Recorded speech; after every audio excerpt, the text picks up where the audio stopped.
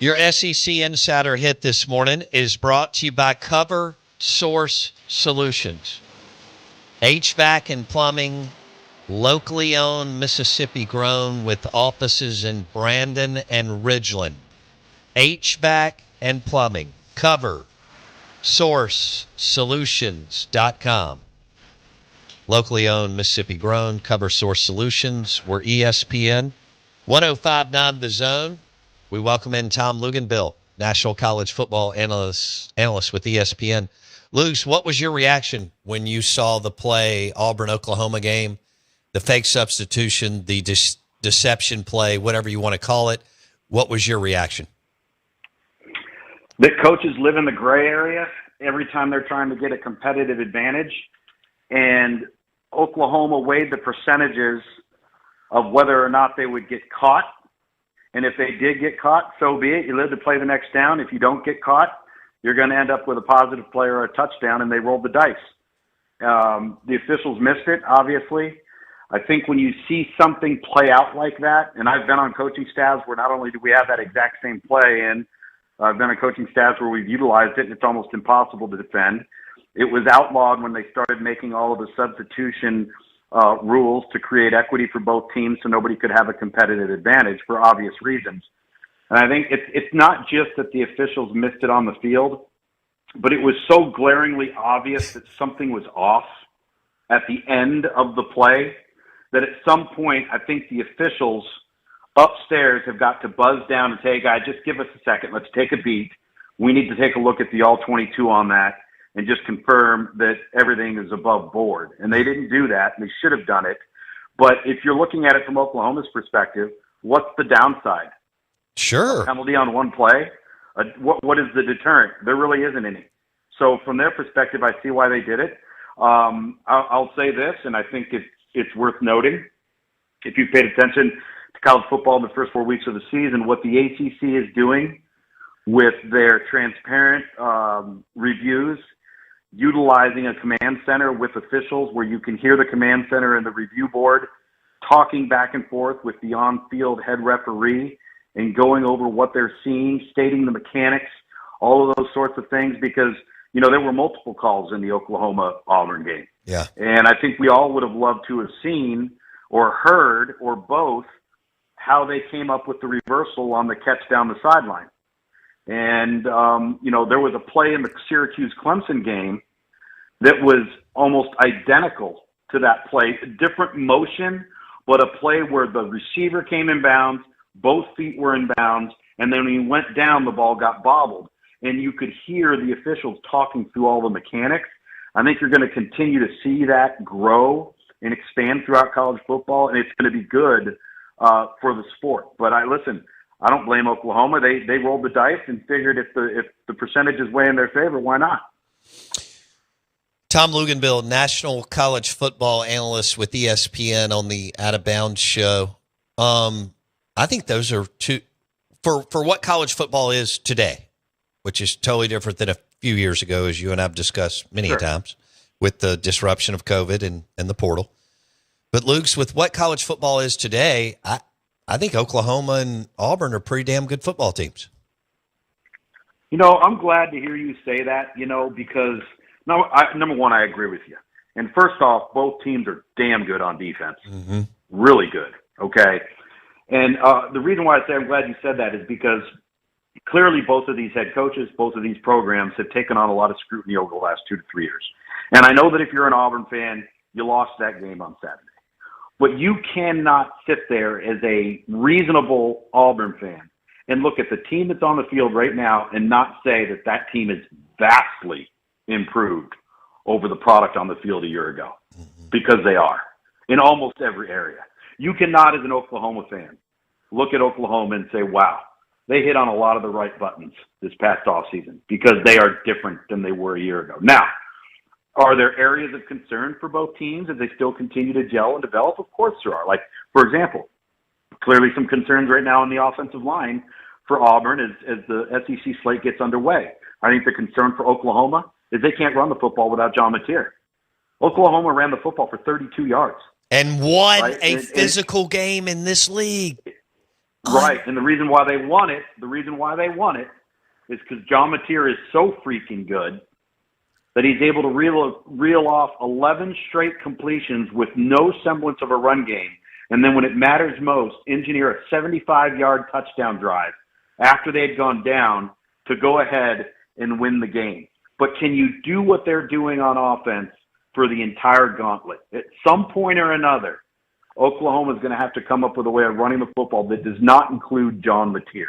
Yeah. But you are so right in your assessment of both of those teams. Those are two really good football teams, and their fan bases and their alumni and their boosters need to start looking at them a little differently and having an appreciation for it. Agree. Luginbill on the Out of Bounds show. All right, let's go to Florida. I thought they had turned the corner last year. I thought Lagway was going to have a magnificent year with Napier. Me too. And good grief, they're good on defense, Lugs, and this is just a disaster on offense. So you tell me, as somebody who played quarterback and has coached and been in this forever, what do we do with Florida now at this point? I tell you, I really don't know, and it's a shame because not only are they good on defense, they're potentially great on defense. Mm-hmm. Can you imagine what they'd be if they couldn't play defense? I mean, that team's given up 3 touchdowns in 4 games. I mean, they made Miami earn every square inch of that field, right? And credit Miami, but and I'm not saying this is going to happen, but we kind of saw a little bit of this from Florida in the first 4 weeks last year before all of a sudden, for whatever reason, the stars aligned and they started to kick it into gear. And if they don't do that this year, it is going to be a long, long slate of games in that gauntlet for them because the defense cannot carry them forever. The defense, it's one thing to keep somebody in a game, but at some point or another, you're going to have to do something for your defense. And right now, and I'm with you, dude, I really felt last year, that last 4 to 5 weeks of the season, nobody wanted to play Florida. And they had basically everybody coming back on offense. And you're going, oh, boy, they might have finally put all the pieces together. And I wasn't even counting on them being as good on defense as they are.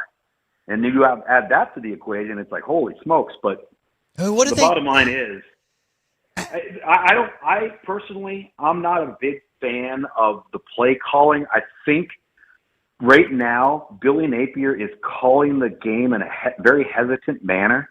I don't know if he's scared of his quarterback, if his quarterback has lost confidence, but they look a lot like a lot like Clemson on offense. Mm-hmm. They don't trust what they see.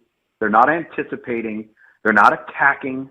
They are late to the party. They look like they haven't played together. And those are two offensive teams that, unlike many other teams in college football, knew exactly what their pieces of the puzzle were going to be. They knew coming in, they had viable, verifiable production with returning players and have regressed. Tom Luginbill with ESPN on the Out of Bounds show, brought to you by Pearl River Resort and the Golden Moon Casino Sportsbook. Okay, let's go to Clemson. Dabo, I thought, got a little over skis last week, lecturing his donors and fan base and students and even with all the success he's had. And it's amazing. Mm-hmm. And he's the most accomplished college football active coach today. Then they lose this weekend, and man, he changed his tune after the game. You have been friends and close to this staff for a long time and covered them for a long time. What do they do from here, Luke's? It's a great question. I think if anybody had the answer, it would have already been done by now. They have woefully underperformed. You cannot execute, or lack of execution, the way they have with their talent level. It's inexcusable. If you looked at their roster coming into the season, there was not a team in college football that had more verifiable production returning at almost every phase of the game, except for running back. And they have found the running back in Adam Randall. He's kind of filled that void. But there was not a team in college football that had as many components coming back as they did. And it's not that they're just not playing well. They look on offense like the 2023 version of Clemson. And Cade Klubnik, I'm going to say it, nobody's going to like it. I said it on College Football Live last week. Cade Klubnik is not only is he not a first-round draft choice, I'm not so sure he's a fourth or fifth-round draft choice. And they're having to somehow come up with ways. And the thing is, it's one thing when you say, okay, the defense can save them. The defense has gotten physically whipped for 2 weeks in a row by Georgia Tech and Syracuse. I don't know what the answers are. I don't know if it's an internal locker room thing. I don't know if they've lost their confidence. I can't understand how they could become so off schedule with their execution given their level of experience coming back. It's mind-boggling, and I don't know if anybody has the answer. And if you watch the post-game press conference for Dabo this week, you finally saw him searching for answers. Yeah. Right? Last week he may have been, very defensive of their success and the fact that, hey, it's not going well right now, we're going to be okay, blah, blah, blah. Truly believing, I think he really felt, and I did too, I was with him. I thought Clemson was going to come out and play lights out. And I think he did too.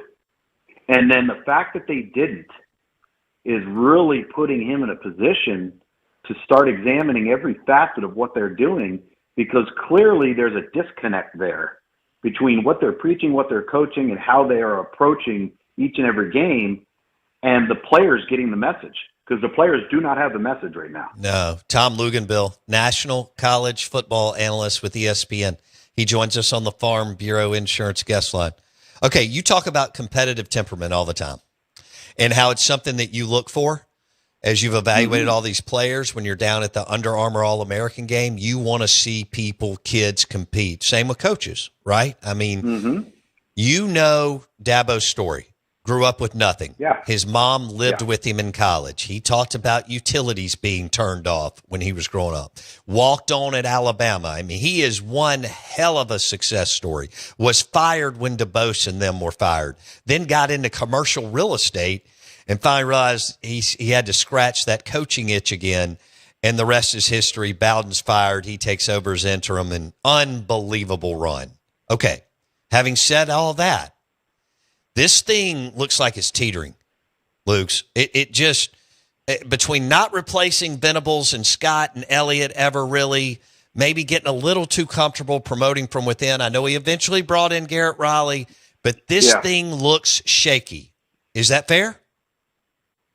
I think it's more than fair. And if Dabo Swinney was being truthful, and I know him to be a pretty truthful black and white guy, you may not always like what Dabo has to say, but you always know where he stands, right? He would tell you that the on-field product is unacceptable. And it's his job to get it fixed. He gets paid a lot of money to get it fixed. But I don't fall in the camp of the whole going back to the transfer portal thing. In fact, I would argue you could make it a real strong argument that they have the best defensive player that was in the portal this year. Will Helt at Clemson is a dude. In fact, he's the only guy playing on that defense to the level of what he's capable of. The other guys are not. And so he went out and he did do something to improve their team from a personnel perspective in the transfer portal. But, where I think people are frustrated is you're looking at teams across America right now that have had to completely retool their roster with unfamiliar faces. Guys they didn't recruit or sign initially, that have come into their program in the spring or the summer, and then have taken the field and hit the ground running. Ohio State's a great example. Miami is a terrific example. And there are a variety of other examples out there, too, that reflect this. And when you see those teams able to do that, and you look at Clemson as a Clemson fan, and you're saying, we have everybody back from a really good football team, and we look like we haven't played together, that is something that there is no excuse for. Agree. Tom Luginbill on the show. All right, we're going to switch gears, and because we got to go to week 5 with Luke's because the lineup is insane. I could continue to recap the weekend, and Kurt Signetti and Drink and so many guys got big wins, and tip of the cap to them. But we got to go LSU Ole Miss with Tom Luginbill first, and then we'll work back from there. So these are two damn good coaches, Lane Kiffin, Brian Kelly. The last 2 games have been epic. LSU at Ole Miss this weekend. I love what Blake Baker's done on the defensive side of the football for the Tigers, and all Lane does is just figure it out regardless of who's playing quarterback. So handicap this one for me. LSU at Ole Miss this weekend. It's basically a pick 'em. Who do you like and why, Luke's? Well, let's start with Ole Miss on offense, because you could not ask for more than what Trinidad Chambliss has provided. Could not ask for more. Has not turned the ball over 2 straight weeks in a row. You're asking a reserve quarterback to come in, making the leap from the Division II ranks, to come in and play winning football and not lose the game in any way, shape, or form by his conduct or his play. And he has done that to maybe one of the best levels we've seen from a reserve, recently. Whether they decide to continue with him or Austin Simmons is good to go, I don't think they can lose either way. And right now, there's a confidence in that football team that it doesn't matter who's playing quarterback. That's big. And Ole Miss is playing good on defense right now. The challenge, in my opinion, in this matchup is defensively, LSU is exactly what Brian Kelly was expecting them to be when he hired Blake Baker. They are disruptive. They changed the picture post-snap. I still have no idea how you're supposed to prepare for Harold Perkins. That guy is a one-man wrecking crew. You don't know where he's going to line up. You don't know how they're going to use him. He is a handful to deal with. He's very unique because he can play in space. He can play as an interior rusher. He can play as an edge rusher, and he can cover. And those are very rare qualities. So I'm going to be interested to see if LSU can force Ole Miss at the quarterback position to make mistakes.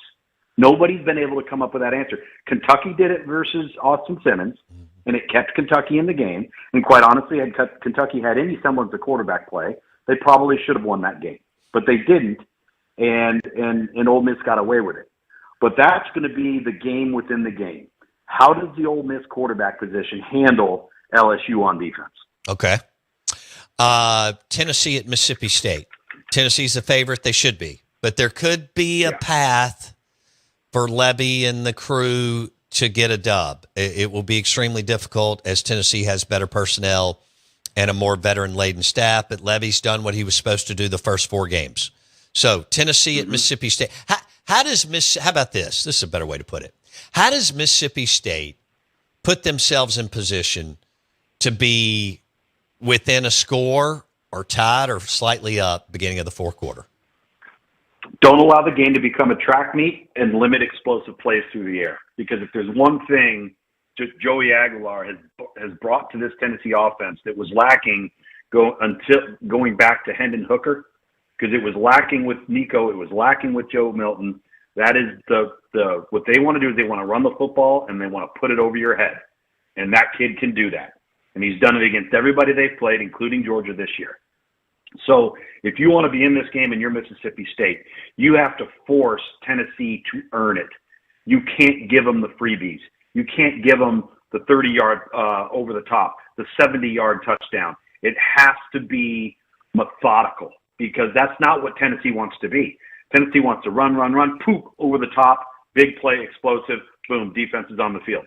That's who they are in terms of their makeup. And so if you're Mississippi State, you want to avoid the track meet mentality in this game. Okay.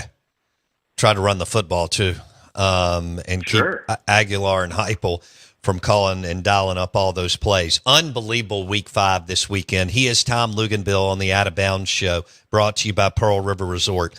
Okay, A&M had a week off.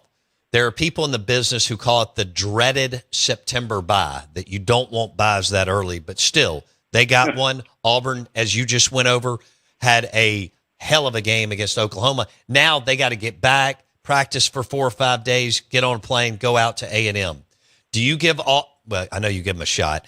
Are you leaning A&M in this game, Auburn at A&M this weekend? I think you've always got to lean towards the home team when the home team's environment is pretty daunting, right? I think that always gives somebody an edge. But really, at the end of the day, with both of these teams, who can play clean? Yeah. I mean, Texas A&M committed 12 penalties and somehow won a game on the road. I mean, that's an anomaly. You can't continue at that pace. Auburn committed 13 penalties on the road, and it cost them. in a very hard-fought, close game that could have gone either way. So which team can eliminate the sloppy play, the procedure penalties, the penalty on defense on a third down that extends the drive for the opposition? Because last week with Auburn and 2 weeks ago with Texas A&M, that plagued both of these football teams. And as the season starts to wear on and you're going through this gauntlet of a schedule, the margin of error becomes so slim.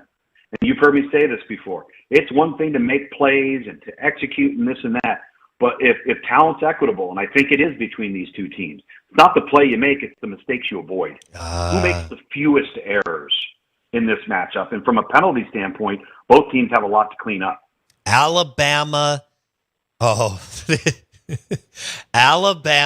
at Georgia. Georgia's a 2.5-point favorite. Again, you just referenced home field. I get that. It's in Athens. I actually think Bama's the better team. That does not mean that they'll win. Your thoughts, Luke? So I'm looking at two areas in this football game that will determine the outcome. Number one, for the first time since week one, Alabama is not going to have a talent advantage in the trenches on offense.